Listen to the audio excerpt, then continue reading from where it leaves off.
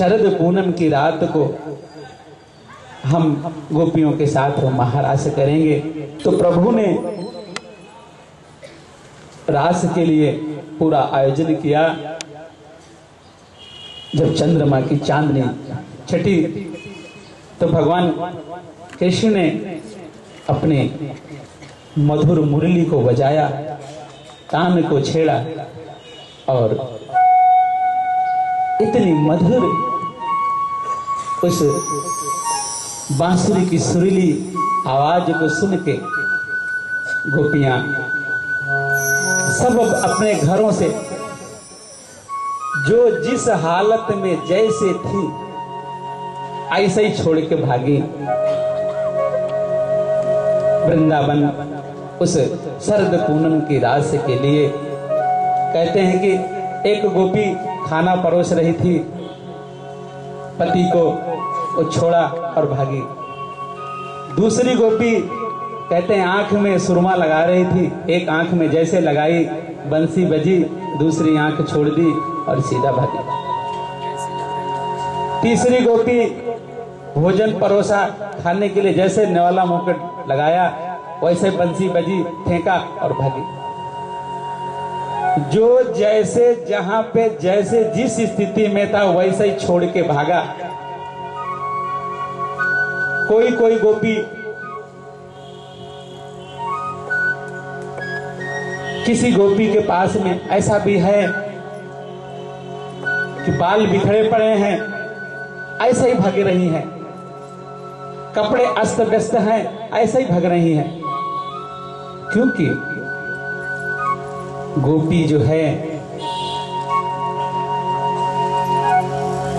वो किसी शरीर का नाम नहीं है।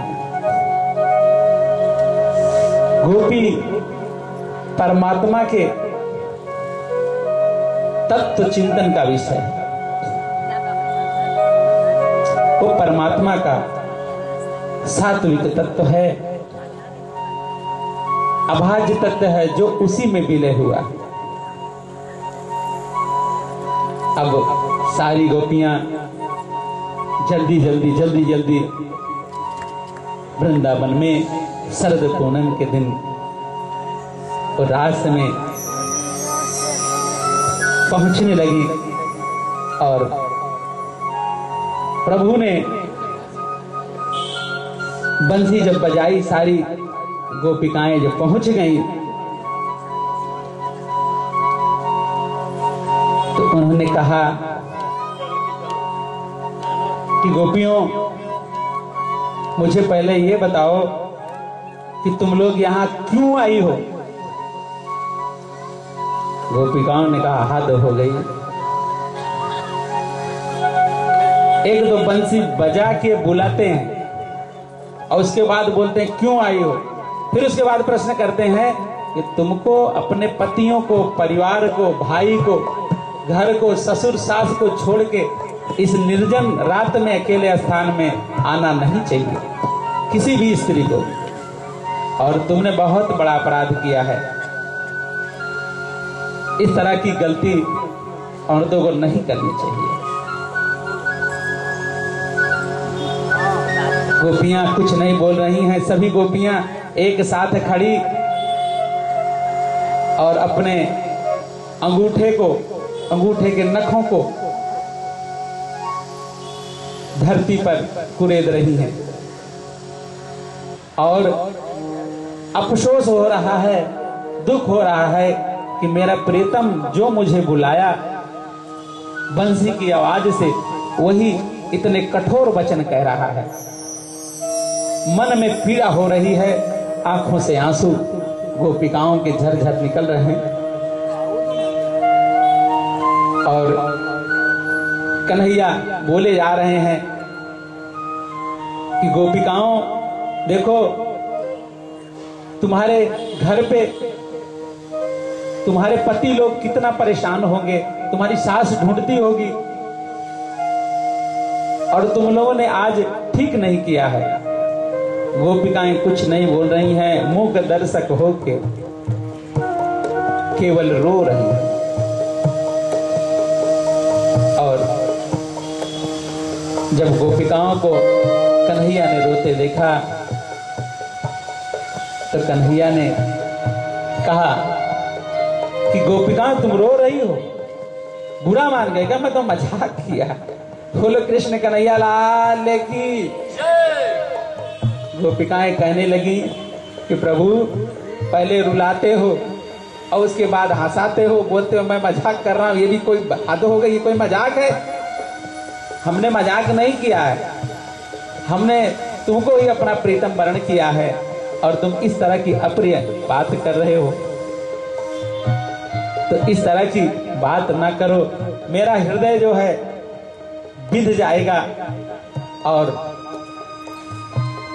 मेरी जो है सांसें हैं, आहें हैं, ये वृंदावन को भस्म कर देंगे, वृंदावन नहीं रहेगा।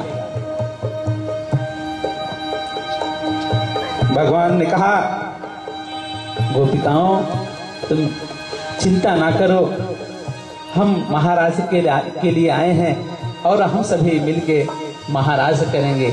गोपियां इतनी सारी और कन्हैया एक। अब कन्हैया ने क्या किया कि अपनी योग माया के द्वारा उन्होंने जितनी गोपी थी उतने कन्हैया बन गए और सारी गोपिकाओं को यही लग रहा है कि कन्हैया मेरे ही साथ हैं और महारास प्रारंभ हुआ। उस महारास को जब प्रारंभ हुआ तो इतना सुंदर महारास देखने के लिए देवता लोग आकाश से सभी विमानों में बैठ के देखने के लिए सभी देवता लोग आए। ऊपर से ही सब देख रहे हैं और फूलों की वर्षा होने लगी। रास प्रारंभ हुआ। तो रास का जब प्रारंभ हुआ तो सभी देखने के लिए उत्सुक वाले जो देव धनुष मानव किन्नर जितने भी थे वो सब महाराज में प्रवेश करना चाहते थे, महाराज देखना चाहते थे। लेकिन महाराज में एक शर्त थी, पुरुष का प्रवेश वर्जित था, केवल स्त्री प्रवेश ही कर सकती है उसमें। तो उस महाराज को जब मां पार्वती ने देखा तो उन्होंने कहा कि मैं भी ये रास में सम्मिलित हूं। तो जब वो चलने लगी तो महादेव ने पूछा कि देवी कहां जा रही हो? तो पार्वती ने कहा कि महादेव मैं रास हो रहा है और मैं वृंदावन जा रही हूं। बोले अकेले, हमको नहीं लेके चलोगी? पार्वती ने कहा कि वहां पे नियम है कि कोई पुरुष नहीं रास में प्रवेश कर सकता। ये समय भगवान कृष्ण भी गोपी ही बन के रास कर रहे हैं और गोपियां ये समझ रही है कि कृष्ण है। बोलो कृष्ण कन्हैया लाल की। आज गोपी गोपी के साथ रास कर रही है लेकिन समझने में कृष्ण दिख रहा है। तो भगवान शिव ने कहा कि देवी जब ऐसी बात है तो मुझे भी गोपी बना दो ना, मैं भी तुम्हारे साथ रास देखने चलूंगा। एक दिन वो भोला भंडारी बन करके बिजनारी वृंदावन आ गए हैं, वृंदावन आ गए हैं। पार्वती भी मना के हारी, ना माने त्रिपुरारी वृंदावन आ गए हैं, वृंदावन आ गए हैं। खूब सजे भगवान शिव को गजरा लगाया गया, मध बिंदी लगाई गई, सांप तो बगल में रख दिया महाराज।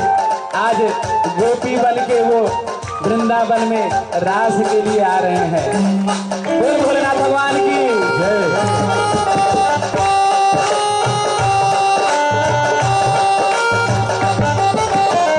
दिन वो भोला भंडारी बन करके बिजनारी वृंदावन आ गए हैं, वृंदावन आ गए हैं। पार्वती भी मना के हारी, ना माने त्रिपुरारी वृंदावन आ गए हैं, वृंदावन आ गए हैं। हरि बोल। जय हो। आनंद है।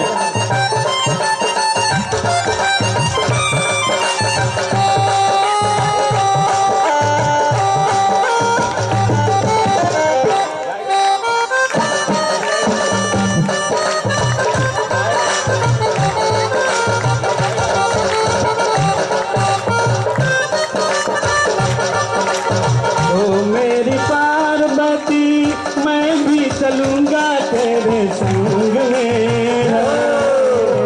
ओ मेरी पार्वती, ओ मेरी पार्वती, मैं भी चलूंगा तेरे संग में। राधा संग जामुना से मैं भी नचूंगा तेरे संग में। रात रचेगा भारी, मैं दिखाओ प्यारी, वृंदावन आ गए, वृंदावन आ गए। एक दिन को बोले भंडारी, पल करके मुझे नारी, वृंदावन आ गए हैं, वृंदावन आ गए। हरि बोल।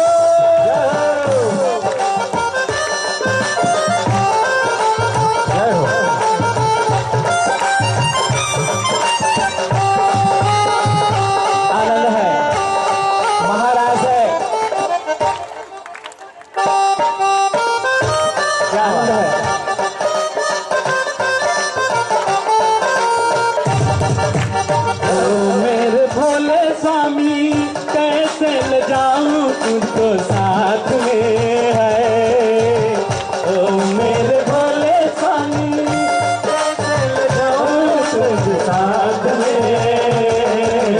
वहाँ कोई कृष्ण शिवा, दूजा पुरुष ना जाए रास में। वहाँ कोई कृष्ण शिवा, दूजा पुरुष ना जाए रास में। मोहन नाचे, नाचे सखिया सारी, वृंदावन आ गए हैं, वृंदावन आ गए हैं। एक दिन को बोले भंडारी, बन करके ब्रजनारी, वृंदावन आ गए हैं, वृंदावन आ गए। हरि बोल। आनंद है आज महाराष्ट्र में। आज भोलेनाथ बाबा पधारे हैं कैलाश छोड़ के, और बोले आज की मस्ती तो जरूर लेनी है, ध्यान तो मैं रोज करता हूँ।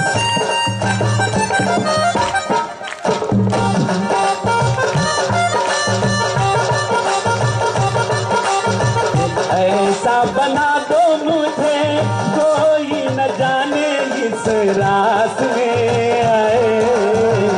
ऐसा बना दो मुझे, कोई न जाने इस रास में। मैं हूँ सहेली तेरी, ऐसा बताना ब्रिजराज को। मैं हूँ सहेली तेरी, ऐसा बताना ब्रिजराज को।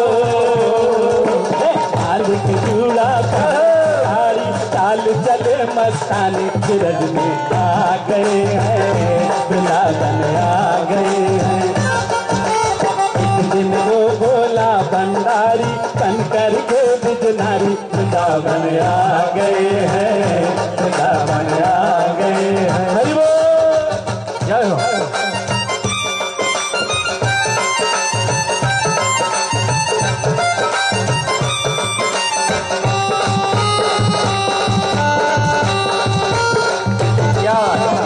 हंसी के ये मोहन कहा, तार जाऊं तेरे इस रूप पे। हंसी के ये मोहन कहा, तार जाऊं तेरे इस रूप में।